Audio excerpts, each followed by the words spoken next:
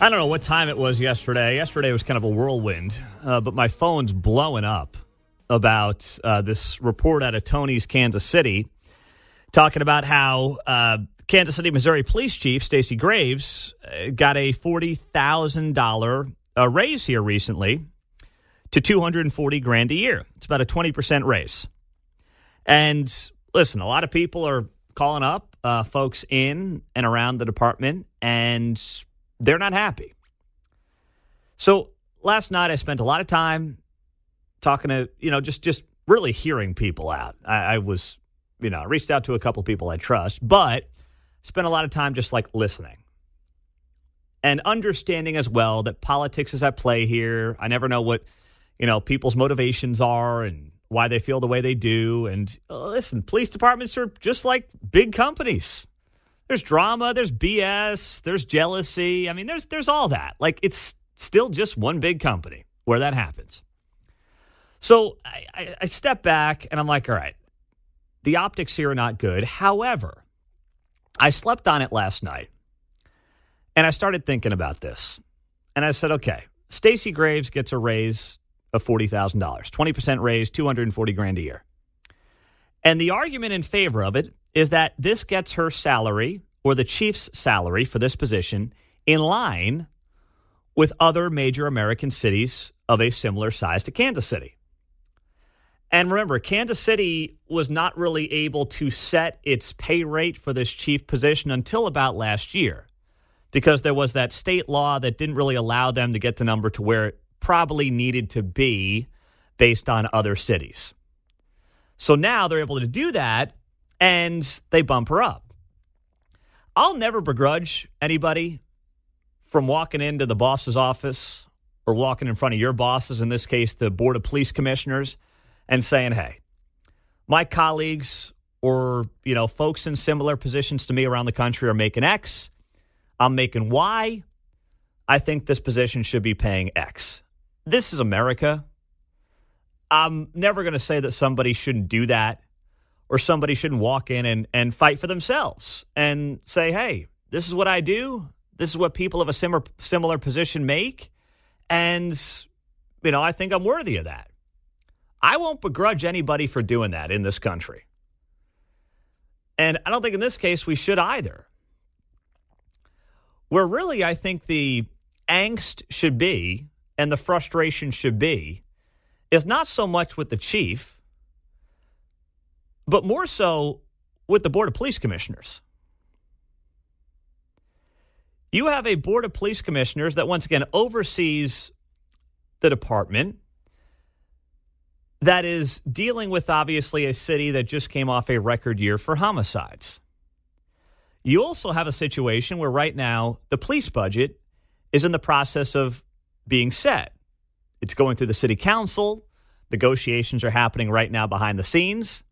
And, we don't know what, if any, the raises are going to look like from City Hall. We have no idea.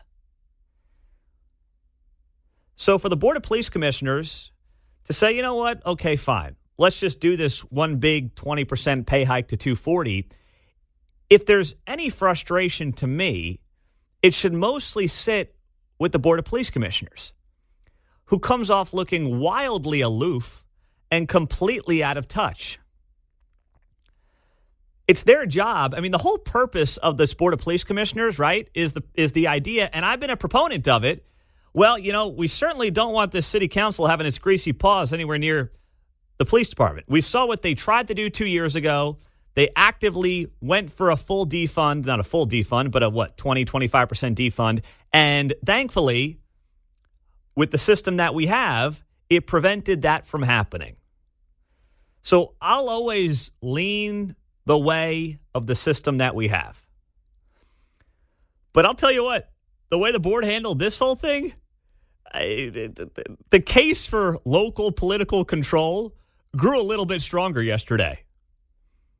Because if you had city council members who were suddenly getting blown up by their constituents, like, hey, you're coming off a record-setting year for homicides. And by the way, that's not all the police chief's fault. It's not.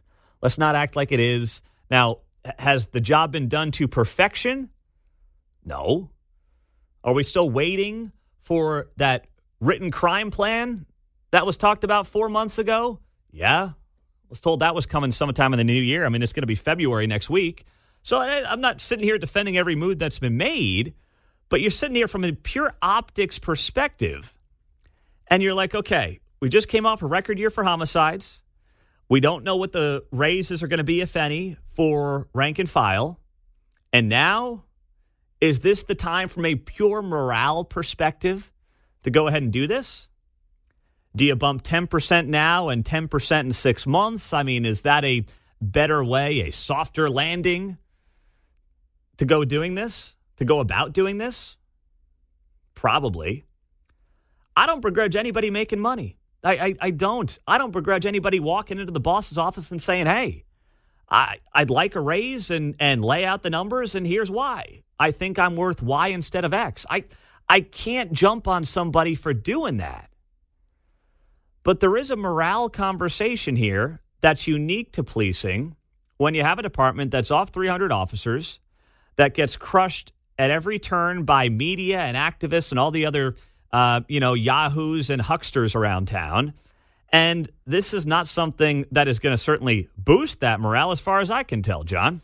Yeah, I don't know if I'd blame the police department here. The plan that was to be memorialized after the first of the year is down at the print shop. It's right behind the Royals stadium announcement plan. So as soon as that gets printed, then we'll bang out the police plan and have this all taken care of. Well, thank you for the confirmation there, John Anthony. It's very good information. It's a technical clerical.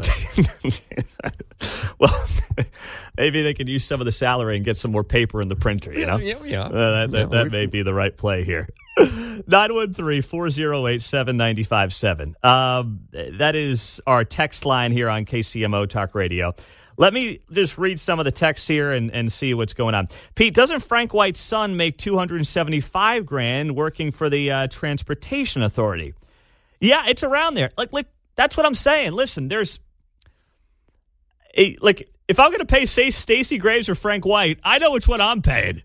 Tell you that, Frank White the third, excuse me, or the second for that matter, well, Junior. Yeah, I mean, or combined, all parties included. Yeah, all Frank Whites. I know which one I'm paying out of those three.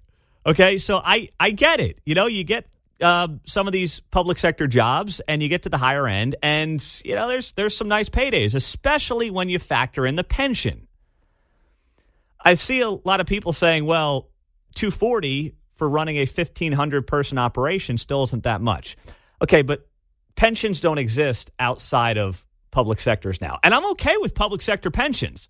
If you put your life on the line, police, fire, I'm okay with pensions. If you push papers for 30 years because you worked for City Hall, I don't agree with pensions there. But if you risk your life for 30 years, you put your life on the line, public sector, protecting the people, I'm okay with pensions. But let's not forget, the pensions are pretty solid with KCPD. I looked it up just out of curiosity. The Police Plan Benefit Estimator, which is part of the KC Police Employees Retirement System website here. And if your final compensation is $240, you serve 30 years, you retire at 55, that pension is going to be $180,000 a year. It's $15,000 a month. 75% final compensation. So let's just not forget. Let's just not say, well, anyone who's running 1,500-person operation is going to make more than $240. Yes, but there is a pension aspect to this as well that has to be factored into the conversation. I'm not knocking it. I'm just saying it's not like 99% of private sector jobs now where when you're done, when you walk out the door, it's sayonara, see you later. I mean, that's it. 913-408-7957. Pete, she deserves it, but it could have waited until after the budget was passed for next year's budget, which is March. That's what I'm saying. And that's where the Board of Police Commissioners has got to step in and realize the optics on this and say, yes, we think this position is worth $240. However, one, we're coming off a record year of homicide, so this may not look great. And then two, let's see what we're getting here for rank and file in the budget process and negotiation that's coming up here this spring. On the text line, Pete, as a rank and file member of KCPD, I've heard grumblings the chief's pay was not high enough to draw quality candidates. That would explain why we never get great national candidates. With all that said, I'm glad to see the chief is fitting in with most other KCPD commanders, taking care of themselves before they worry about all of those they supervise. Ooh, ouch. So, I'm trying to read some of these other texts here. Some aren't necessarily appropriate, but I'm trying to share what I can with you on KCMO Talk Radio. Probably roll through more during the break and see what I can share with you. But listen, I don't think it's as black and white as some people want to make it out to be. I understand the controversy, but if there's anyone to be really upset with here, and I'm not convinced there is, it's the optics from the Board of Police Commissioners, which, by the way, the mayor's on, and he was supportive of, although I did hear from someone who was part of the conversations that even Mayor Lucas kind of balked at this and said maybe we should wait a little bit, or at least, do this incrementally for sake of this exact conversation. 913-408-7957 as we roll through the 7 o'clock hour on KCMO Talk Radio. We'll get to more of this with you, but also, gosh, I made a massive mistake 2 days ago, and I want to make sure I share this mistake with you so you don't make it, because it's been driving me nuts for the last 36 hours. It's next on KCMO Talk Radio 95.7 FM.